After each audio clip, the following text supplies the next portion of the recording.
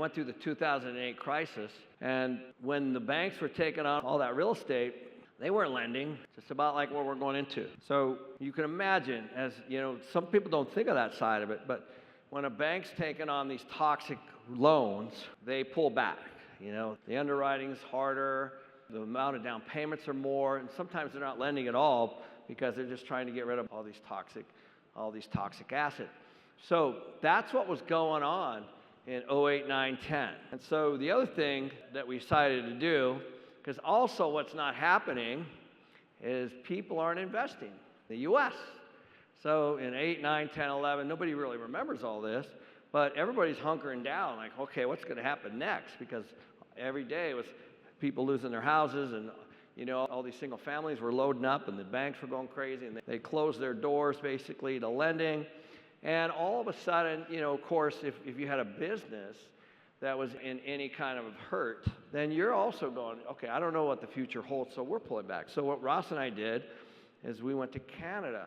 Again, I kind of touched on this a little bit, but it goes back to when I was 12 years old, and I would go up and bring $1 to Canada, and I would come back with $1.30 and change of Canadian money. It was like, you know, I was playing the currency back then, because I was making 30 cents on the dollar just by cashing in a US dollar bill for Canadian change, because you could use that change in the US.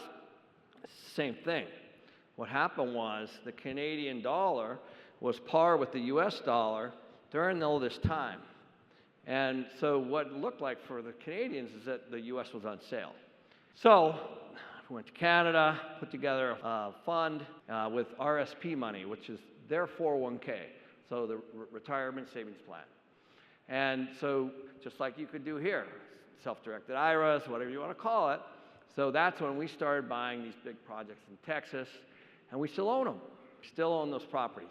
But guess what we didn't have at that time? They weren't value add. There was no such thing. We were literally just taking toxic real estate off of the lender's books. That's it. The lenders are like, please take these properties. We had one property I'll never forget. We bought a bunch of them that way. And I say buy, we're basically taking you got to be careful, because free isn't free.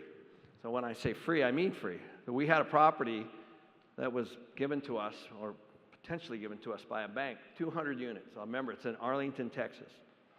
Free. I'm like, how can it be free?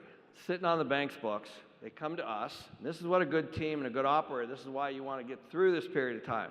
Because the bank came to us and said, would you take this asset? And I said, I don't know, you know, because how much is this sitting on your books for? So you have to take the cost of the loan plus the cost of equity to fix whatever's wrong with it. And that's what you call your basis. And then you fast forward and you say, is it worth that? If I do all this work, is it even worth it? It wasn't. So we passed.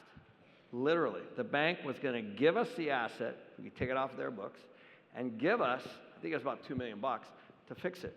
But that loan plus that $2 million wasn't worth it. Now, in hindsight, you can go, I should have got that deal, wrote it out. You know, it's easy to say, but at the time, that's how you have to look at stuff.